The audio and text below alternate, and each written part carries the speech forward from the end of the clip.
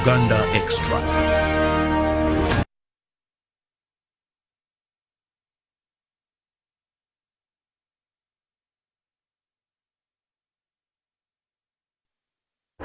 Well, as a Christian, there is something that I usually enjoy, and the Bible is a scripture that says, who will go? And the answer is, when he calls me, I'll answer. So here we are this morning. When duty calls, we answer. And I don't know the people I have, what faith they succumb to, but one of the things is we are always ready to answer when duty calls. And I'm with you discussing yet another interesting topic. And of course, this involves development, I must say, because the people I have, for those that have been around, when you hear the name Send a Cow, Uganda, I must say many Ugandans have heard of this, both in urban and rural setting, of the magnificent work they have done in transforming the lives of people. Most when it comes to empowering them economically, people having something to do, people having something to transform and better their lives. And joining me on set, I have two guests with whom we are going to be discussing the rebranding. That Send a Cow is rebranding itself now to, that is Ripple Effects Uganda. Why are they rebranding after this time? Then also want to look at the 10-year strategic plan. What do they have? What are they going to be focusing on?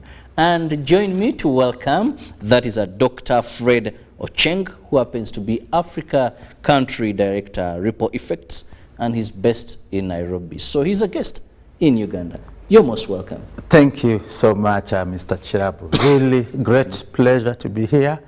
And I love the fact that you started from the scripture, so we are also happy to respond accordingly. Yes. You're enjoying the Pearl of Africa?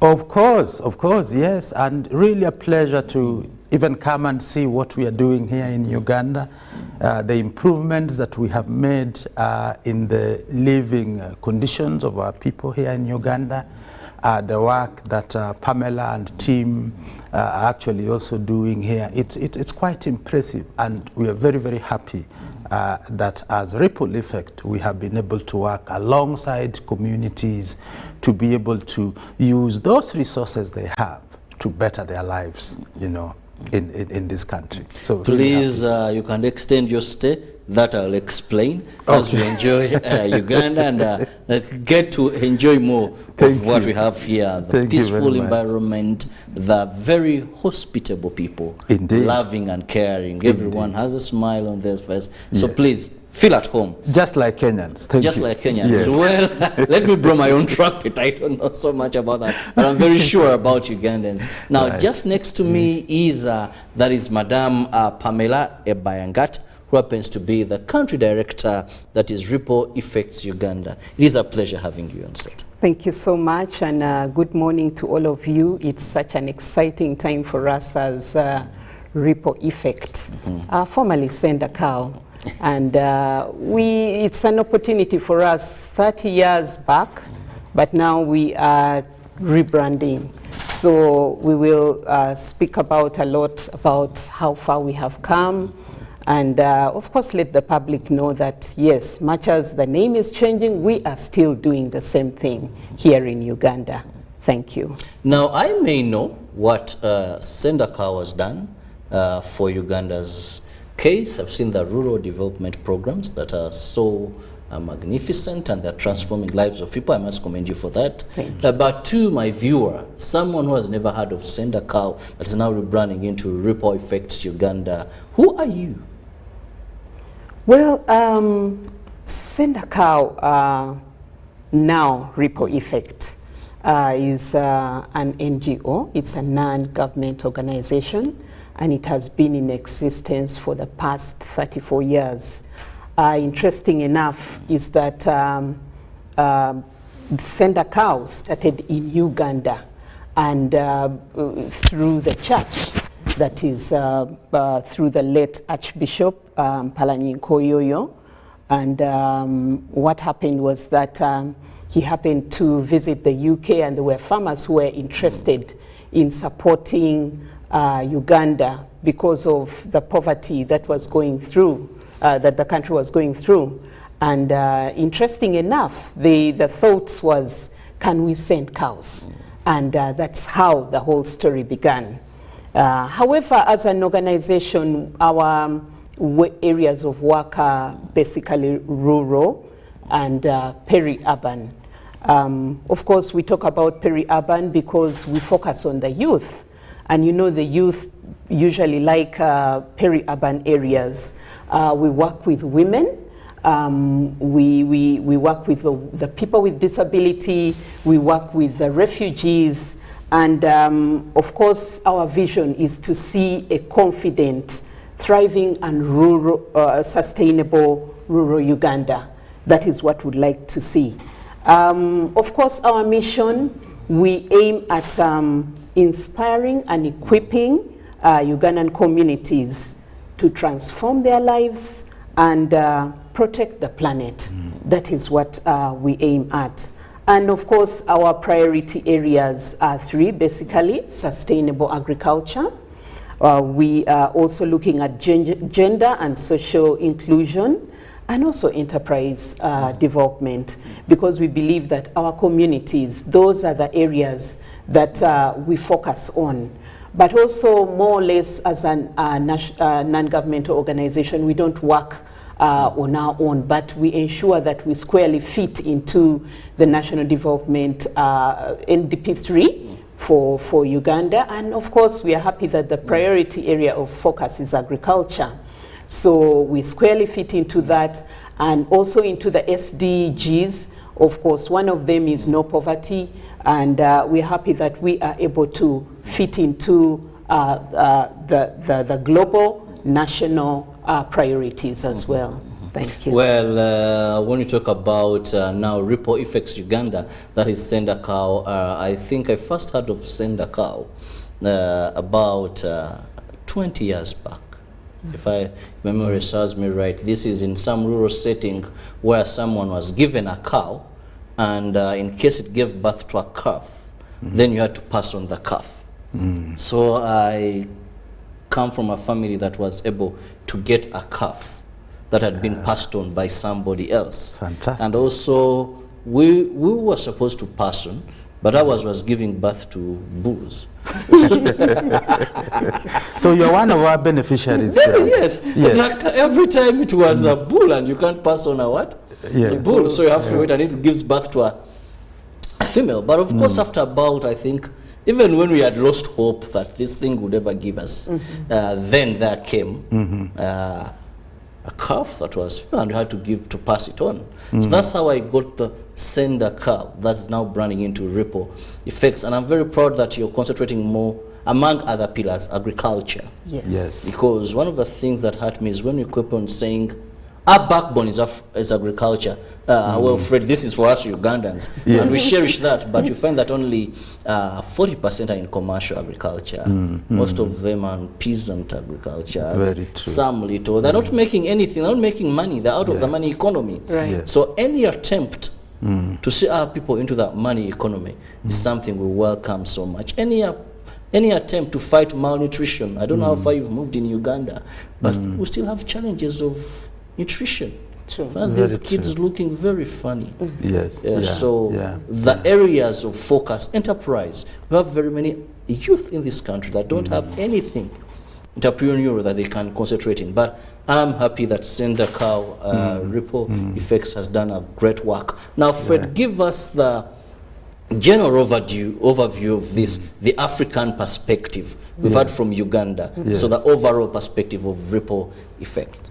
You know, first of all, Chirabo, I have to really say that I'm so delighted to be talking to you as one of the beneficiaries, because you're already our ambassador, being able to say, you know, you actually benefited from some of the work. Because as an organization, we believe that it all starts in an African farm. You cannot make any changes without going to the farm. And this is why we work alongside farmers. So currently we are working in 6 different countries. So Uganda is one of them. We are also working in Kenya, we are in Burundi, we are in Rwanda, we are in Ethiopia, and we are also in Zambia. And our work is about working very closely with farmers, especially smallholder farmers. And this includes the women, the youth, everyone that is within that farm.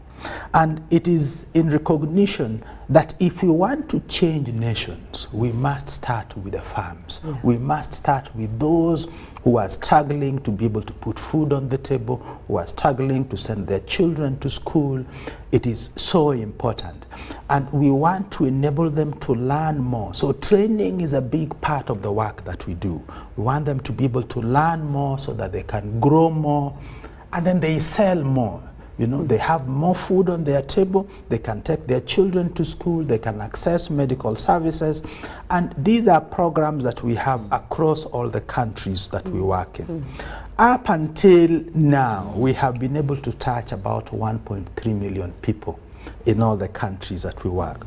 But we recognize that there are still so many people who are marginalized. In fact, if you read some of the United Nations report, they are very, very clear that because of the climate crisis, but also because of the COVID-19, we now have close to 490 million people in Africa being dragged back to extreme poverty. And so our strategy globally is about reaching another 5 million people and getting them out of poverty. So we recognize that's going to be a lot of work, but that has to be done if we are going to improve livelihoods in this continent. And as Pamela was saying, we know we cannot do this alone. So partnerships is very, very important, including, you know, a station like yours, because we have to create awareness on how do we enable people to work better in their farm. So partnership is critical, whether with institutions like yours, whether with the government, whether with other NGOs. We want to be able to do that. Our focus, as Pamela said, is we have to look at farming systems, which is really sustainable agriculture. I'm glad you have, you know, mentioned that. Indeed, in the communities we work, we still recognize, even though we are not sending cows, animals are part and parcel of the farm system. So we are still enabling communities that still have those animals to work with them well, to use them well, to take care of them so that they can benefit from them. We want to ensure that no one is excluded. Everyone must be included. So social and gender inclusion is so important. We want the young people, and you know, now in Africa, we have a youth bulge. Everyone is a youth. And you know, interestingly, you know, when I was growing up, agriculture was not always one of those desirable subjects. You know, in fact, when you did something wrong in school, you'd be taken to the farm. And so we're also very keen, how do we make agriculture to be very desirable? Through innovations, through technology, you know, how can we promote climate smart agriculture? Because we also recognize that climate crisis is real in this continent. We are having more drier seasons in the continent. You know, we are having, like the work that we are doing in Ethiopia, northern part of Kenya, where there are a lot of hunger periods. So we want to be able to do something about that. And so that is really, really important, you know, for us. But I have to also mention that we also recognize that just working with communities on the ground alone is not enough. We must also work with those who are responsible to ensure we have the right policies in place, the right infrastructure in place, and so influencing is also a greater part of the work that we have to do, so that we are working with government and intergovernment authorities to be able to do that. In Uganda, we've also had some very good partnerships that maybe Pamela will talk about, you know, like the MasterCard Foundation, the World Food Program, and all these partners that are helping us to look at things also differently. How do we bring the youth on board? How do we have a mix of development versus emergency? Because there are still people who are very, very much marginalized. Yes. How do we reach out to them through groups? Because self-help groups are so important. You mentioned passing on the gift principle, which is key to us, but we also work through the groups. We also work through cluster level association. We strengthen them at the group level so that they have a stronger voice to be able to advocate for their own. So really, really important. Farmers are at the center. We believe they are thinkers. We must involve them in improving their own livelihoods. Well, to our viewer, we are still looking at Sendakao Uganda, and now rebranding to Ripple Effects Uganda. And of course, we shall also focus on the 10-year strategic plan that they are having. But Pamela, this brings me to one of the challenges I've always seen with such good programs, like now Ripple Uganda. How have you managed over this time to have continuity? Because in our country, we see a lot of work being done by non-government organizations, but they do not come up with a method that is going to continue, is going to ensure sustainability even when they are long gone. So you go to a village, 2-3 years, it's transformed. Everyone, their hygiene has been improved. Everyone has a pit latrine. Men have bought motorcycles. The women are in some group. The entire village, almost everyone has a cow. After 5 years, you go back to the village and you think maybe they were attacked by a pandemic. Oh, they were attacked by a pandemic that walloped almost everybody. The same people look very different. The children look different. Yeah, yeah. The level of civility has also changed. Do you wonder what happened to this village? What is happening in Rwanda? Then they'll tell you, well, there's a program, but now it wound up and we could no longer get these people to give us knowledge. We could no longer get this support. So how have you been able to overcome this? What have been your tools to succeed and ensure that a person who got a cow 10 years ago, this cow, the offsprings are still going to very many families and transforming lives? That these youth groups you empowered for entrepreneurial programs, we don't go and find, yes, this was where we had a machine and they are no longer there. Thank you very much. It's quite interesting the way Sendakao, now going to Ripple Effect, does its programming in the communities. When we get into the communities, we target the poorest of the poor. And indeed, it has been quite encouraging, excuse me, that the poor people have changed. And we've been going through learning and relearning as an organization, and to help us see what are those aspects that would keep the groups going. So the focus initially was supporting the poor people with cows.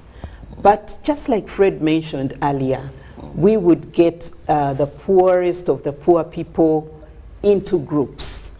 And of course, we would get through, taking them through institutional development to ensure that they develop strong groups, and those groups are also registered.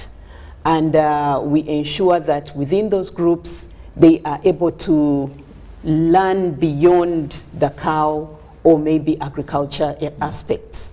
There are aspects of gender and social inclusion, and that means that when they get into the groups, it's not only the woman that is in that group, but the entire household understands what we do as an organization.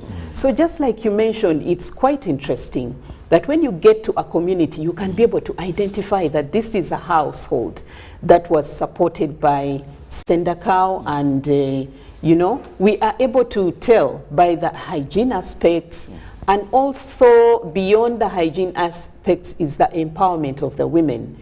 Women are able to speak. They are able to come out from the kitchen behind where they are. The children are able to tell the different aspects of agriculture, the kitchen gardens that we have, the improved agriculture practices that are there. They're able to tell because they are all involved in working together. We also support the groups to identify what is that strength that keeps them going, that keeps them together. And some of them save. When they save, they are able to attend to social needs as a group. They are able to do more than maybe having their basic needs. There's a lot of creativity that goes on. In fact, about 2 years ago, we did a small study, and we went back to the communities to look at households that were supported by send a cow about 5 years later. And we found it was very interesting to find some households had the cows. Why? Because they continued the passing on the gift principle. And later on we realized that it's not about passing on only cows, but passing on also the good agriculture practices. And the other one was about the savings. The saving groups were still in existence, and some of them were able to testify and say that, you know, with our savings, we were able to expand with our agriculture practices. Now we are able to sell and get more money. Yeah, so there are several things. The other approach that we also embrace is using community resource persons.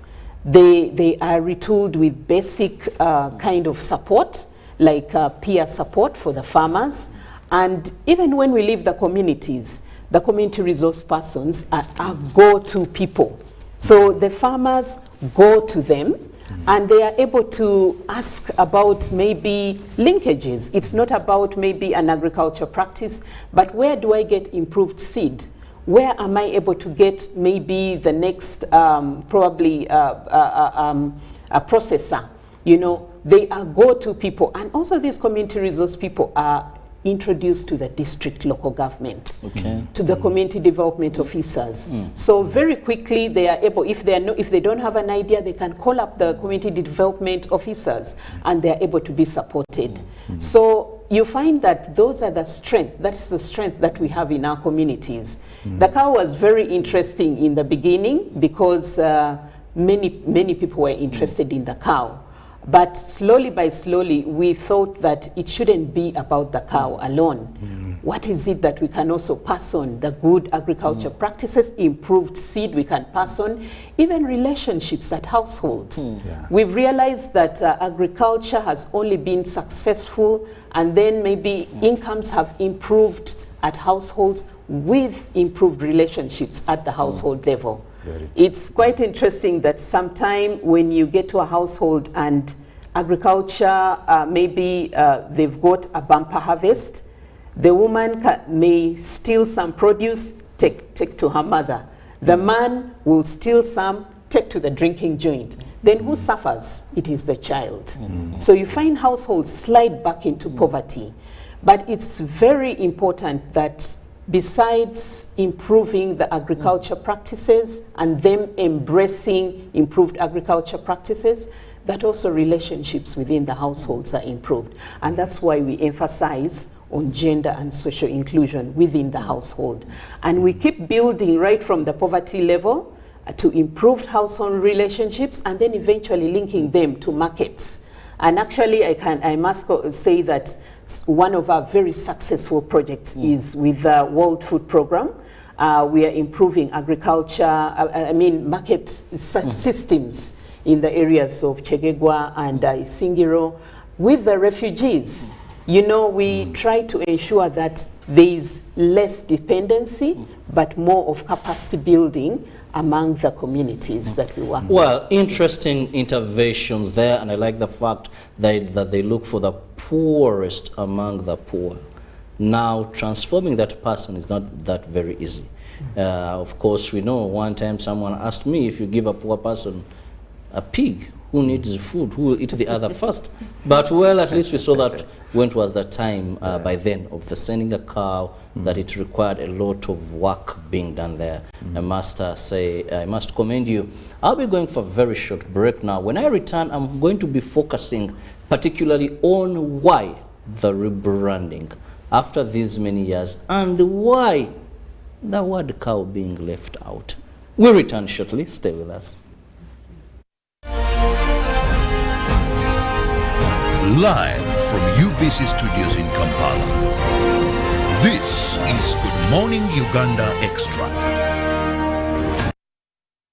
It's our mission to secure your money Protecting your money is as important as earning it. It is for this reason that the Deposit Protection Fund of Uganda, DPF, was established by the government of Uganda to provide deposit protection to customers of regulated financial institutions. In the unlikely event that your commercial bank, credit institution or microfinance deposit-taking institution fails, the DPF will pay you up to 10 million Uganda shillings. Keep your personal information such as national identification number, mobile phone or an alternative bank account updated with your banker. Terms and conditions apply. For more information, contact DPF at Aha Towers, Plot 7 Lodell Road, Kampala. Call 0312-206-400 or visit our website at www.dpf.or.ug. We are the DPF. We protect your money. Protection Fund of Uganda. The festive season is here and it's Christmas in 4G from Airtel. Get the most affordable 4G smartphone in Uganda, now heavily discounted from 250,000 shillings to 150,000 shillings only. Yes! 150,000 shillings only to keep you connected to your loved ones this holiday season. Dial *175*94# to activate free 1 GB instantly and 100% double data on all weekly and monthly bundles for 3 months. Get one today while stock lasts from the nearest Airtel shop. Happy holidays this festive season with Airtel, the smartphone network.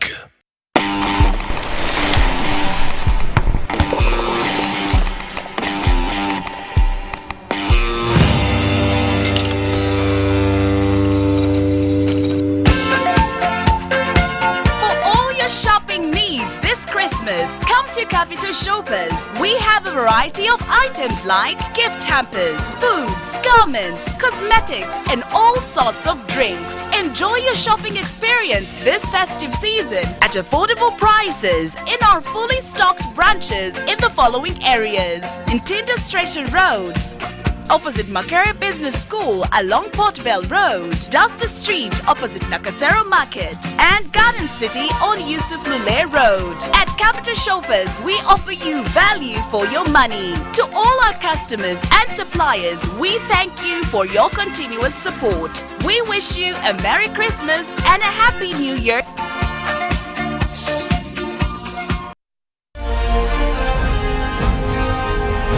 Live from UBC Studios in Kampala, this is Good Morning Uganda Extra.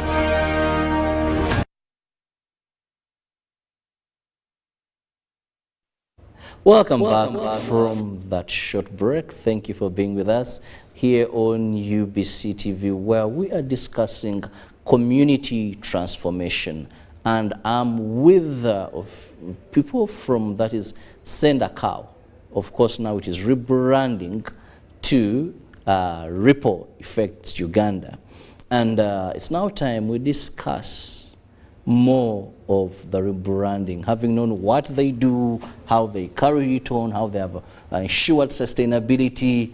Now people wonder, it's been some years we've been used to send a cow, and of course now you're coming in and saying, no, we must rebrand. Fred, you're the Africa director, that is Ripple Effects, and this is a very interesting point. It's like here our politicians usually do it. Which sometime and it says I need a depot, my name, maybe the order, maybe I was married, I didn't include this. Now, and for corporate entities, they do a lot of rebranding. Why are we rebranding? And then my other interest, why are we leaving out the cow, that word, where for us here back home, it was your niche, it is where you made the breakthrough. Yes. No, thank you, Mr. Chirabu. I think that's really a very important question. And I have to say that we are very proud of our heritage. No, very proud of what we have done, how we have grown through, giving cows to communities. And in those communities, and just like you said earlier, you benefited from that, and we have indeed many communities that have benefited from that. I remember personally visiting, I think it's Chotera in Chotera district, and met a lady called Sylvia, and Sylvia talked so fondly about how she benefited, you know, just from having a cow, and how that helped her to improve, you know, the family life. And so as an organization, we still know that these animals are important. Whether it's a cow or a goat, they are important. And where they are part of a farming system, we want to work with those communities to be able to help them to take better care of them so that they can gain more from them. But we also recognize that we now do more than that. You know, we are working with communities and we are looking at different farm systems, practices. We are working on climate issues as well. So you will find that in certain communities, we are now encouraging them to be able to plant crops that can do well even in dry season. It's a way of how do we respond to the climate crisis. If you go to Ethiopia, for instance, we are now also working on carbon sequestration. We're looking at how do we reduce the impact of climate crisis. But we also recognize in Ethiopia, having the highest number of livestock in this continent, that we cannot forget about livestock. So we have also programs on animal welfare in that area. But one of the things, as we talked with farmers, you know, Pamela said earlier that we are working with very vulnerable groups. But we know that in spite of their vulnerability, farmers still have something with them. They have knowledge, they are smart, and they must be part and parcel of crafting solutions that can address the challenges that they have. And so in talking with farmers, farmers will tell us that, look, I know when I succeed, I want my neighbors also to succeed. Because if I have more and I want to sell, I cannot sell it to those who are still poor. I want to sell it to those who are doing much better off. But also it helps them not to fight you. Of course. And not to steal from you. Definitely. Indeed, yes. And so we also realized that we have a multiplier effect in the way we work. So for every household that we reach, 3 others benefit from that. And that multiplier effect created ripples. You know, it showed us that we're actually creating ripples in communities, in our society. And the farmers themselves kept saying, you know, we actually, people are benefiting from what we do, from the knowledge we have, from the assets that we have been able to receive.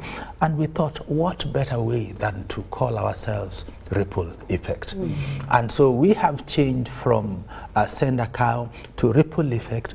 The work remains largely the same, even though we now have an enhanced ambition. So we want to reach more, recognizing that more people have problems. We want to be much more innovative in the way we work. As Pamela mentioned, even in Uganda, we are targeting more youth, not just to be able to, you know, have better farming practices, but also to begin to look at farming as a way of employment. You know, in this continent, you know, people would go to the farm and they're thinking, is this where I want to spend my time? But we are saying farming can be very lucrative, it can be very beneficial, and so we are very keen to be able to improve that. So our processes are much more effective now. The peer farmer group, Pamela called them community resource persons, have also been very instrumental in helping us to reach more people out there. And so that is the essence of changing our name from Send a Cow to Ripple Effect. And so each country program is in the process of not just changing their name, but also launching a new strategy. And this new strategy is also to enable us to reach more people so that we can pull more people out of poverty. I really loved when you said earlier, you know, there are people who have issues around food, they are not getting good nutrition. We have more people getting back to extreme poverty. I'm so glad recently we have the World Bank revising even the poverty indicator from, you know, $1.9 to $2.15. But that only tells us that the cost of living has gone up. Definitely. How do we get more people to really not just be able to provide more, but also to be much more resilient, so that these shocks that we are experiencing every day, you know, we don't have to go down every time there's a war somewhere. We don't have to go down every time, you know, there are changes in the weather and all that. But we are much more resilient. We can produce more. We can take care of each other as a community. And ripple effect is really now the way for us to go. And you know what is interesting, Chirabo? If you look at this continent, did you know there are over 2 million NGOs in this continent? And yet we continue to languish in poverty. And this is why the concept of ripple is very important, because for us we are saying we don't want to be part of the problem, we want to be part of the solution. But we don't want to craft the solution alone. This is why we are going and sitting with the farming communities and saying, let's do it together. You know, let's do it together so that we change lives one at a time. But after once you change one, you know there are 3 others that will be benefited. Well, very interesting. And of course, now I see where you derive the name from, ripple effects, because it's just like a river. Exactly. Exactly. Very true. Just like a river. Its source is here. Here in Uganda, we always, if you don't know, we are proud to say we have the source of the Nile. But then the waters go very far to Egypt, and unfortunately, some even benefit more from these waters than we do the irrigating their crops. And here we are, rainfall-fed agriculture. No rainfall, it is chaotic in Uganda. But you talked about each of these countries coming up with a 10-year strategic plan. Now, we are in Uganda. And therefore, Pamela, I want to know, what is our 10-year strategy through ripple effects Uganda? What can we expect? What are we going to focus on? Okay, thank you. Actually, the 10-year strategy was designed looking at learnings from the work that we have done so far. We previously, we previously had a 5-year strategic plan, and quite a lot of learnings came through because we didn't want to keep on doing the same things, but we wanted to ensure that what is it that we can do that will make a difference in the communities that we work. And of course, one of the strategies is we would want to build the capacity of our staff to deliver quality at the communities. They should be able to reach out to the communities and to deliver quality aspects, maybe build the capacity of the communities, and to be able to be, well, with their talents as staff. But also, we would like to see that we expand our program beyond where we are working. We've been working in the north, basically, and central, south central. We've been in the Bugisu region. We've been in West Nile. But now we want to expand to the Bukedi area. We would like to expand to southwestern, where we have already had some of our new projects, but also to ensure that we get more resources. That is what we are looking at. How can we get the resources? Just like you say that the NGOs, no, Fred said NGOs are quite many, but how can we be able to be that organization that will be favored by the funders, and so that we can be able to get more funding. But of course, all that depends on the way in which we deliver and the impact that we have in our communities. So what we look at is that we have to ensure that we are targeting as many people in the community through our ripple strategies, but also addressing the current challenges that are there. We have seen that in Uganda in particular, about 78% of the youth are unemployed. Every other year we have youth being churned out of the universities, but there's no work that they have. So part of our strategy is to target that particular group.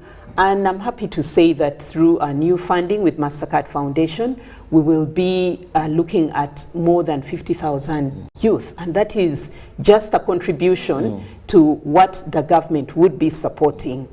We also look at the climatic effects that are there.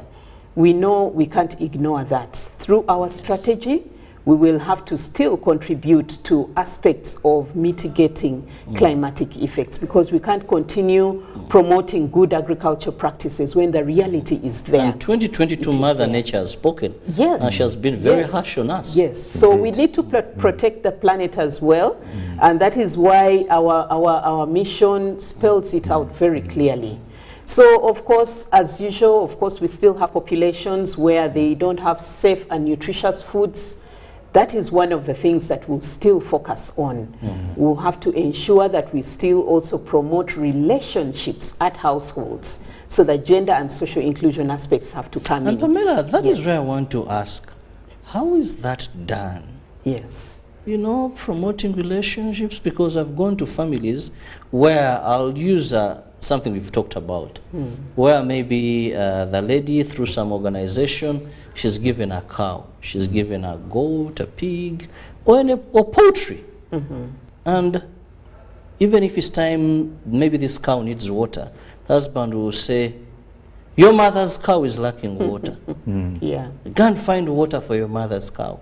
But unfortunately, when the milk comes out, when they're selling, it is transforming the entire family. The wife would tell, your father brought these birds. He thinks me, I'll have time for them. You know?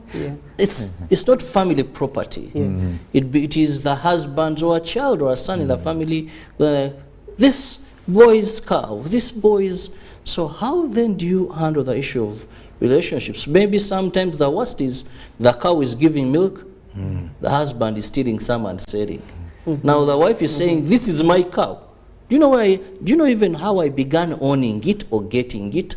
So then how do you, there's ripple effects. Yes, we're soon to be launched as rebranding, but I don't want to just send the cow again. I want to take the minds to people of ripple effects. Actually, the launching is just tomorrow, so I could authoritatively say ripple now. So how do you handle this? You know, it's very important that we understand the cultures that are there in the communities where we work. And of course, we can't go, culture cannot be changed overnight. But we are also passionate about behavior changes, and we would like to see who are the influencers in the communities. Who is it that the community listens to? And to bring the men on board, it's very key to go through the influencers. And when we reach out to communities with our projects, we would like to see what are the men interested in. That's why most of the time we have the agriculture practices, but we realize that men are very interested in marketing and aspects to do with where there is money. So the enterprise aspect has to come in. What is it that they can discuss together? What are the roles and responsibilities?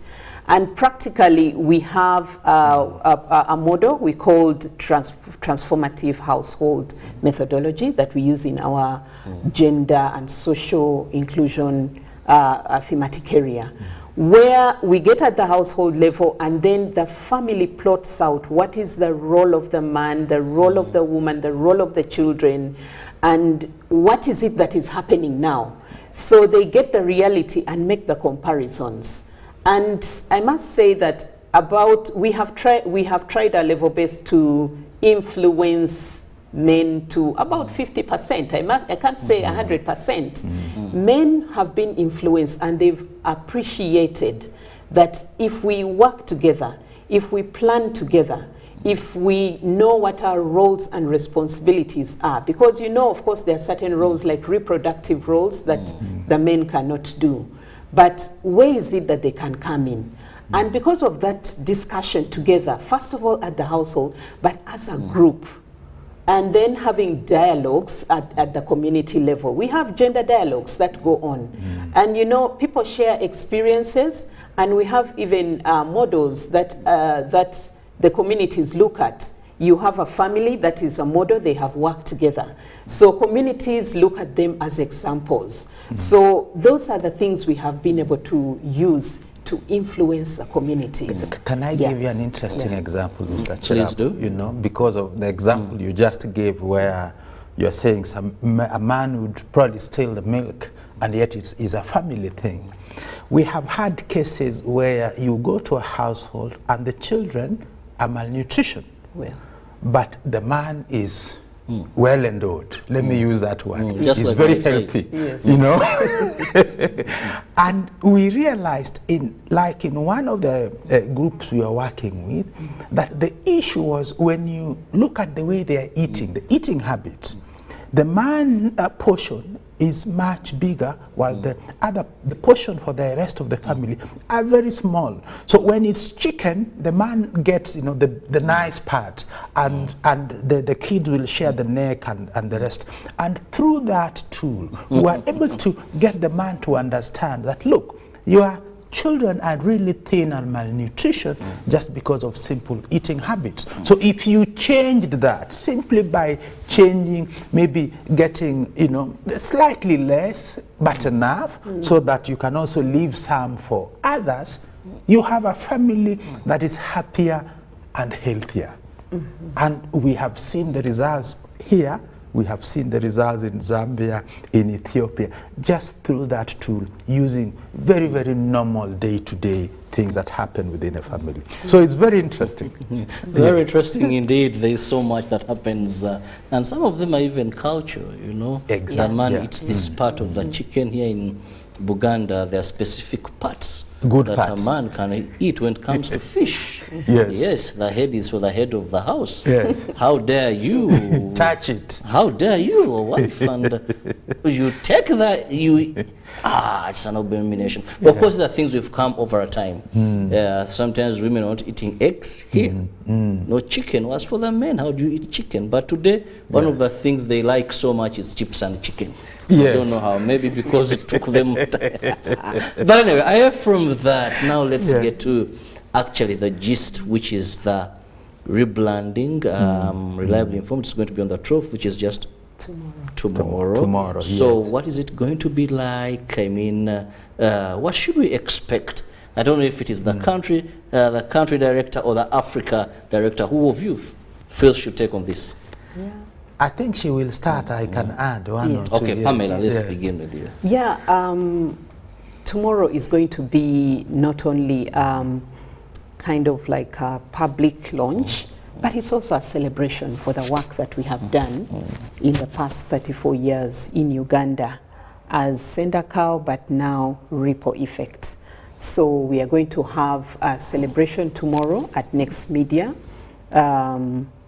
and it will start at 10 o'clock, and would like to welcome you all.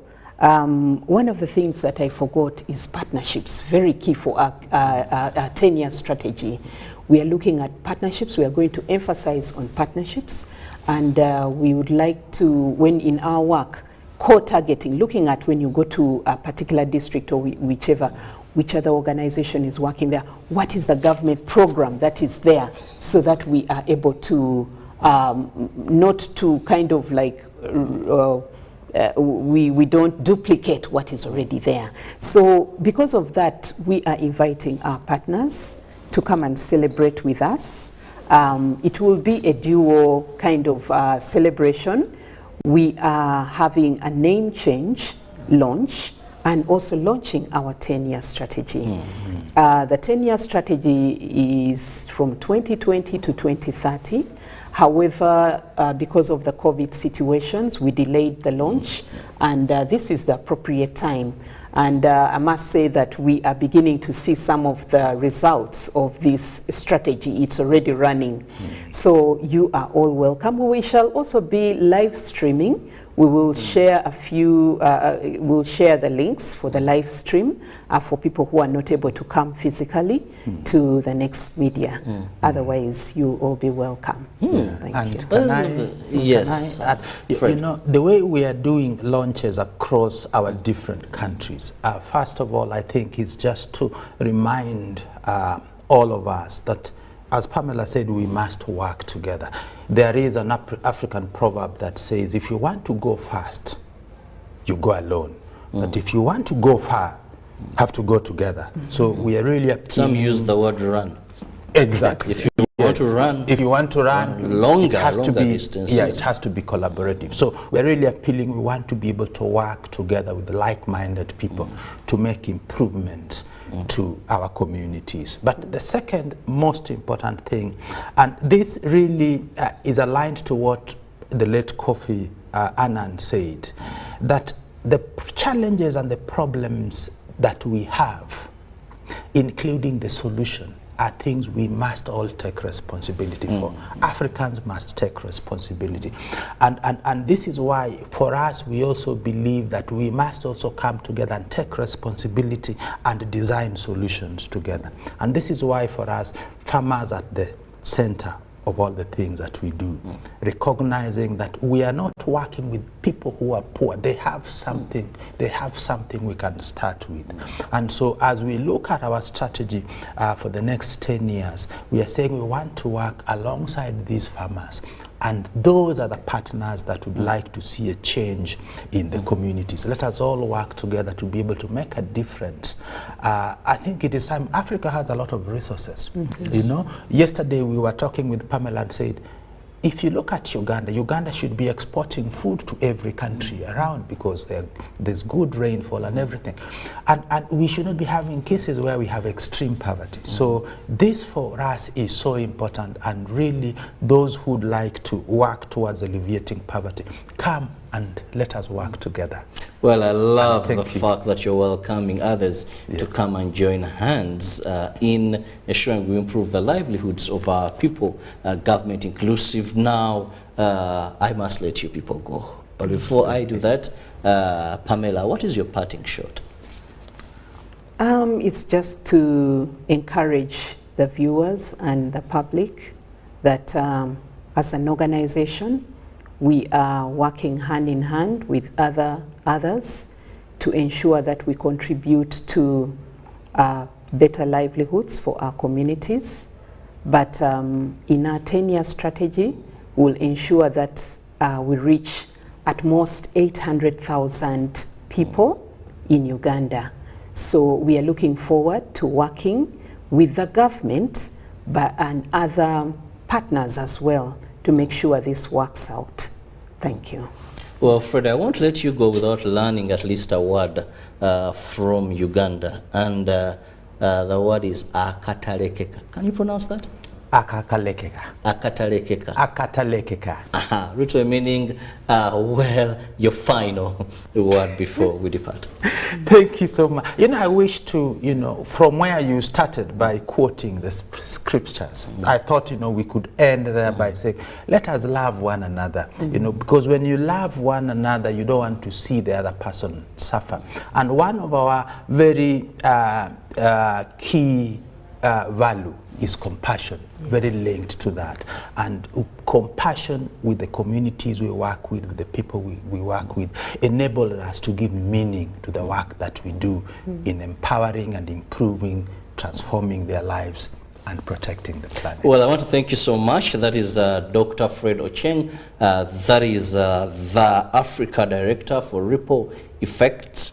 Thank you so much and welcome to Uganda. He's based in Nairobi, so he's a visitor here. Thank you. But I think you'll learn our language very fast. And of course, the country director, that is for Ripple Effects Uganda, Pamela Batyang, thank you so much for being with us this morning. And let's all join the cause. Let's support such programs. Let's ensure there's sustainability. And I love the fact that they're open arms to work with many others. The work is so much, yet the workers are few. So let's all join the work and ensure that we amalgamate resources to transform the poor in our country. The poorest among the poor, they have the ability. They just need us to torch that fire and see them go on. See you. Have a lovely day. Stay safe. God bless you.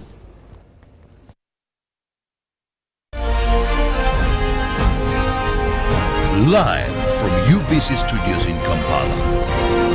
This is Good Morning Uganda Extra.